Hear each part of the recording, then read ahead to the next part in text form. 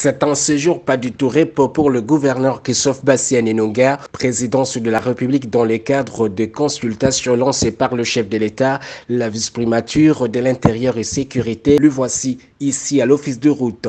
Aux côtés de son homologue de l'Uturi, le numéro 1 du Haut-Tuilé est venu plaider plutôt une cause noble. Lorsqu'il y a des appuis budgétaires, que ça puisse appuyer aussi le gouvernement provincial.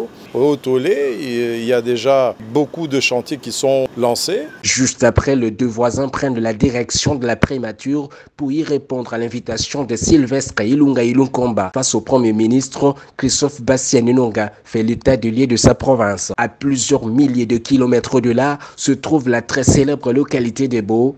Situé à un jet de pierre de l'Ituri, ce poste de contrôle et des contributions à perte de vue se métamorphose graduellement à une véritable zone de libre-échange conformément à l'idée de son géniteur qui y délègue son adjoint pour inspecter notamment cet aérodrome qui devra révolutionner les échanges commerciaux dans toute la région.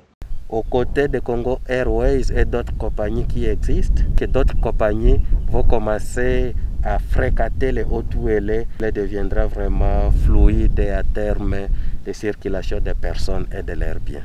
Avec l'acquisition de ce nouveau lot d'engins de génie civil composé de camions-bennes, le gouvernement provincial, qui a l'un des parcs automobiles le plus garni de 26 provinces de la RDC, envisage de booster ses chantiers en cours à l'image de ses routes, ponts, bâtiments publics pour la renaissance effective de la province du Haut-Tuilé. Samedi dernier, le chef de l'exécutif provincial a réuni le caucus de députés en vue de solliciter leur lobbying auprès du gouvernement central dans le recouvrement de certains droits et taxes dus à son entité afin de soutenir cet élan de développement incontesté de la province.